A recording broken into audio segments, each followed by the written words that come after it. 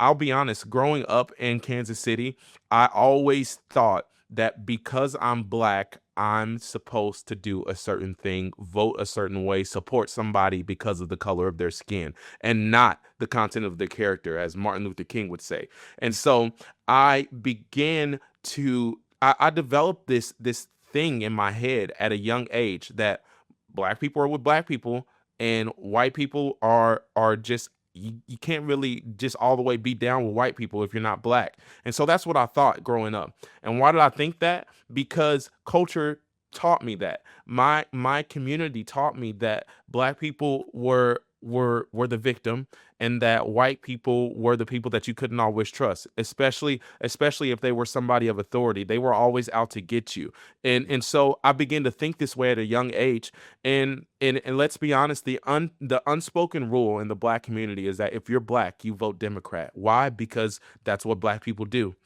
Some people don't know why they vote Democrat. Some people don't know why they have a Democratic viewpoint or support people from that political party, but they just do it because they're black. And that's the crazy part about it is just telling somebody to do something because they're black. And we've even heard that from politicians. You're not black if you don't vote a certain way. And so I think it's important. I think it's important to understand why you think a certain way or agree with certain principles or even support somebody. And I can remember this vividly. I was around. It was around middle school for me, when Obama was about to be elected, or they were predicting that he would be elected into office. And I don't know if you remember this thing called draft. They would have students do these draft elections, and you would pick who you were going to vote for. And Mhm. I remember everybody in the school would always there were so many things that were promoting Barack Obama, our first black president. Yay. It was amazing.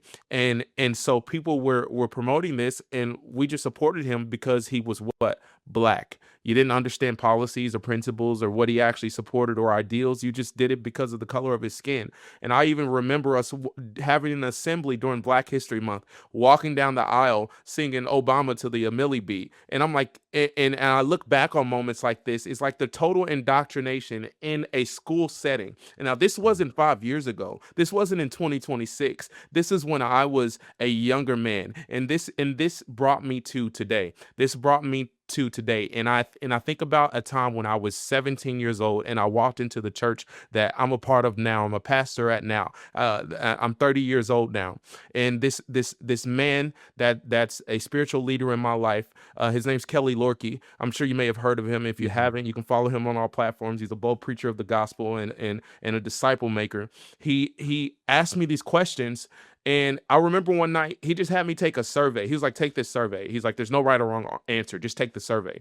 And at the end of the survey, it told me that I had a conservative viewpoint, but I did not understand that conservatives were Republicans, not Democrats.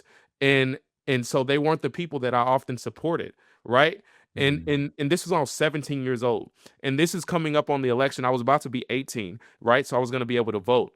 And then he took me to see this movie, and hopefully this isn't too far off track. You can redirect me if so, man. But then he took me to see this movie called Hillary's America.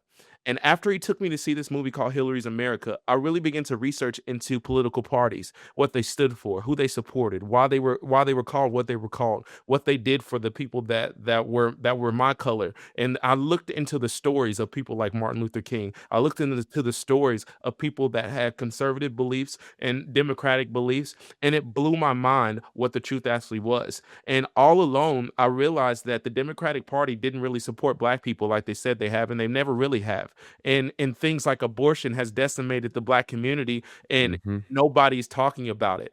And the truth is, bro, I really it was like this wake up moment for me. I walked out of the movie theater and was like, I'm never going to be the same man again after this day, because he just showed me something that really changed my life.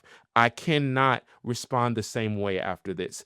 And I'm like, I felt like I've been lied to my whole life. When you grow up in a black household, there's Jesus, a picture of Jesus, and then what did they put right next to it? Barack Obama and Martin Luther King. And you were taught, just don't question anything. And so I'm like, yo, He's black. What is everybody having an issue with it for? Until I actually did my own research and heard somebody else and people showed me things. And Mm. so I just want to encourage people to allow their thoughts and principles to be challenged, especially from places of tradition, because I'm not speaking from a place of tradition.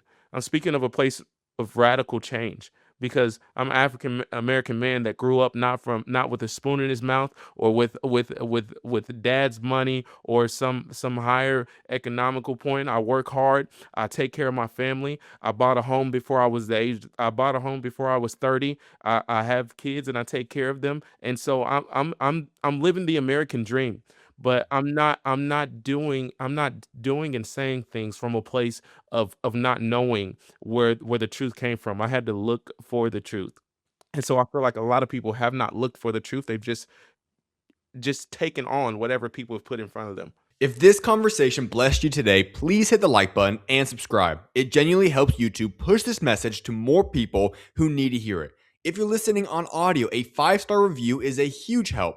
Share this episode with a friend or family member who needs encouragement, and let me know your thoughts in the comments. God bless, and I'll see you in the next one.